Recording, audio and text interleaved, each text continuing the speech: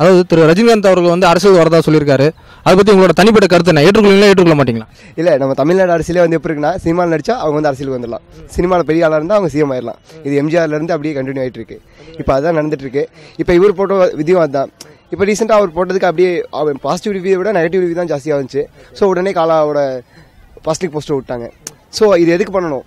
அவங்க உண்மையாகவே அரசியலுக்கு வரணும்னா நான் வரேன் அப்படின்னு டேரெக்டாக சொல்லிடலாம். இல்லை நான் வரல அப்படின்னா அதை பற்றி பேசவும் வேணாம். வர மாதிரி பேசிட்டு எதுக்காக அதோட ரெஸ்பான்ஸ் எப்போ இருக்குன்னு பார்த்துட்டு அதுக்கப்புறம் வந்து வரலாமா வேணாமா அப்படின்னு சொல்கிறது வந்து இது வந்து உண்மையாக அவங்க அரசியலுக்கு வர மாதிரி எனக்கு தெரியல. நமக்கு வந்து ரெஸ்பான்ஸ் எப்போ இருக்குது, நல்லா இருந்துச்சுன்னா நம்ம டக்குன்னு வந்துடலாம், நல்லா இல்லைனா ஸோ ஓகே வேணாம், இப்போதைக்கு வேணாம், வர போடலாம் அப்படின்ற மாதிரி இதுதான் எனக்கு தோணுதே தவிர அரசியலுக்கு வந்து மக்களுக்கு நல்லது பண்ணணும் அப்படின்ற ஒரு மோட்டிவாக எனக்கு தோணலை. நான் ஏற்றுக்க மாட்டேன். எதனால, என்ன தெரிஞ்சுக்கலாமா? சினிமாக்காரங்க வந்தா உடனே ஓட்டு போடுவாங்க, அதெல்லாம் அந்த காலம். இப்போ இருக்க ஜென்ரேஷன் பொறுத்த வரைக்கும் எல்லாருக்குமே அறிவு இருக்கு. கொஞ்சம் அந்த அறிவு வச்சு பாத்தீங்கன்னா எல்லாருமே கொஞ்சம் தெரியுது அவங்களுக்கு அவங்க என்ன பண்றாங்க, அவங்களோட பேக்ரவுண்ட். இப்போ யாருமே அவங்க சினிமாக்காரங்க நாங்கள் ஓட்டு போடணும் அப்படி யாருமே ஓட்டு போடுறது கிடையாது. அவங்க சினிமாக்காரங்க அவங்க அரசியல் வந்துடலாமா, அவங்க படம் வச்சிருந்தாங்கன்னா அரசியல் வந்துடலாமா? அப்பெல்லாம் கிடையாதுண்ணா. அவங்களுக்கு அரசியல் அட்லீஸ்ட் அரசியல் என்ன தெரியும், நம்ம நாட்டை அவங்க வந்து ஆளுறதுக்கு கரெக்டாக அவங்களுக்கு என்ன தெரியும், நான் ஒரு வந்து படம் நடிச்சாங்கன்னா அவங்களுக்கு வந்து எல்லாமே தெரிஞ்சுன்னு சொல்லி சத்தியமா கிடையாது. என்னோட பாயிண்ட் ஆஃப் வியூல சத்தியமா இல்லை, நான் ஏற்றுக்க மாட்டேன். என்னை பொறுத்த வரைக்கும் வெள்ளக்காரன் இருந்தா கூட நேரம் தமிழ்நாடு நல்லா இருந்திருக்கும், நான் சத்தியமா சொல்றேன். ஓகே, இன்கேஸ் அவர் வந்து அரசுக்கு வந்தா நல்லது பண்ணுவார் நீங்க நினைக்கிறீங்களா? இன்கேஸ் வந்துட்டாரு, சரி உங்களை தப்பி தாண்டி வந்துட்டாரு, இன்கேஸ் வந்தா நீங்க நல்லது பண்ணுவார் நினைக்கிறீங்களா? வாய்ப்பே இல்லைண்ணா, நல்லது பண்ண மாட்டாரு, வாய்ப்பே இல்லை. அரசியல்வாதிகளே கேட்டவங்கண்ணா. ஜனநாயக நாட்டில் யார் வேணாலும் அரசியலுக்கு வரலாம். ரஜினி அவர்கள் என்ன சந்தேகம் உங்களுக்கு? தாராளமா வரலாம். ஏற்றுக்கொள்வீங்களா நீங்க அப்படி ஒரு அரசியல் வந்தா? என்னங்க ஏற்றுக்கொள்ள கூடாதுங்க? உண்மையா இருப்பாங்க, வாய்ப்பு கொடுங்க. நீங்க எல்லாம் பொய் சொல்லிட்டு வந்த போற வாய்ப்பு கொடுத்து சீரழிச்சு போய் எடுத்துட்டு இருக்கு. அப்புறம் என்ன, தாராளமா வரலாம். அவரு வந்தா என்ன செய்ய போகுது? தாராளமா அட்டகாசமா வரலாம். ஏன் இங்க இருந்து அப்துல் கலாம் ஜனாதிபதியா இருக்காரு, வெங்கடாமலா இருக்காரு தமிழ்காரரு, அவங்க தமிழ் ஏற்றுக்கிடுவாங்க, இங்க தமிழ் ஏற்றுக்க மாட்டாங்க. ஒரு சில பேர் வந்து இப்ப ஒரு தமிழ் இல்லைன்னு கொச்சப்படுத்துறாங்க. தமிழ் என்ன 1963 தமிழ் இருந்தாங்களுக்கு முன்னாடி தமிழ்நாட்டில் யார் தமிழ் இல்லையா? 20,000 முன்னாடியே தமிழ்நாடு இருக்குங்க. இவங்களா காப்பாற்ற போறாங்க தமிழ்நாட்டை? தமிழங்கிறது 20,000 வருஷமா இருக்கு. இந்த சின்ன சின்ன அரசியல் கட்சி சின்ன சின்ன ஆட்கள்லாம் வந்து தமிழை காப்பாற்ற வேண்டாம். தமிழை யாரும் காப்பாற்ற வேண்டாம், அதுவா காப்பாற்றும், அதுவா வளரும். நீங்க ரஜினி ரசிகரா? நீங்க ஏங்க ரஜினி ரசிகர் கருத்து சொல்லணும், ரஜினி ரசிகரா பொதுவானதை சொன்னா எல்லாரும் ஏத்துக்கோங்க. இதுல என்ன ரஜினி ரசிகரா இருந்தா தான் சொல்லணுமா என்ன? ரஜினின்னா எல்லாரும் தான் ரஜினி ரசிகர் தான். அப்படி பார்த்தா நீங்க ரஜினி ரசிகலாம்ல கேட்டு உட்காந்துக்கிட்டு பெரியாளுக்கு போய் தானே இருக்கு. கண்டிப்பா ஏத்துக்க மாட்டேன்.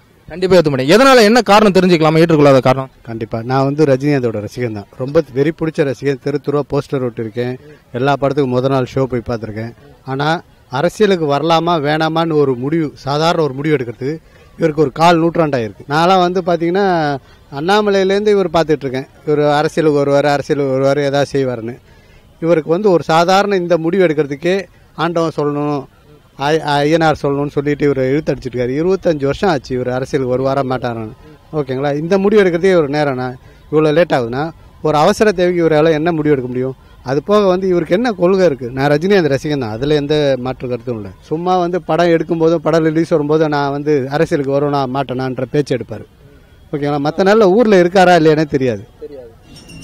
வரலாம், யாரோ வரணும்னு நினைக்கும் போது அவங்க வரதுல ஒன்றும் தப்பு இல்லை. எத்தனையோ அரசியல்வாதிகள் எத்தனையோ பேர் வந்து கிரிமினலாக இருந்து அரசியலுக்கு வந்திருக்காங்க. பட் வந்து எல்லாருக்கும் அது ஒரு அறிமுகமான ஒரு பர்சன் வரதுல வந்து தப்பு கிடையாது. அவரு கிரிமினல்ன்றீங்க? அவர் கிரிமினல் சொல்ல, எத்தனையோ கிரிமினல் வந்திருக்காங்க. ஆனா இப்படிப்பட்ட ஒரு மனிதர் வரும்போது அது மக்கள் ஏத்துக்கக்கூடிய வகையில தான் இருக்கும். நிச்சயமா வரலாம். கண்டிப்பா ஏற்றுக்கொள்ள மாட்டேன். ஏன்னா வந்து மோர் தென் 25 இயர்ஸ் அவர் சொல்லிட்டு இருக்காரு இதே டைலாக்.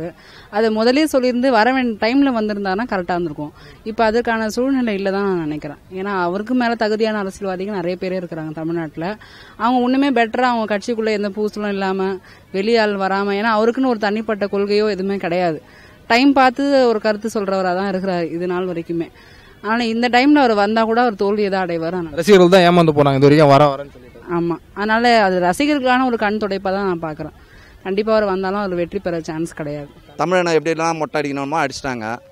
இதுக்கப்புறம் இவருக்கு மறுபடியும் ஒரு சான்ஸ் கொடுத்து பார்க்கலாம்னா முதல்ல வருவாரா, களத்தில் இறங்குவாரா, வந்தா பார்ப்போம். இன்கேஸ் அவர் வந்துட்டார் அரசியலுக்கு, அப்படி வந்தா நல்லது செய்வாருன்னு நீங்க நினைக்கிறீங்களா? அவர் நல்லது செய்வாருன்னு இது வரைக்கும் நான் நம்பவே இல்லை. அவர் எல்லாமே அட்வர்டைஸ்மெண்ட், அவர் விளம்பரத்துக்காக பண்ணுறாரு, அவ்வளோதான்.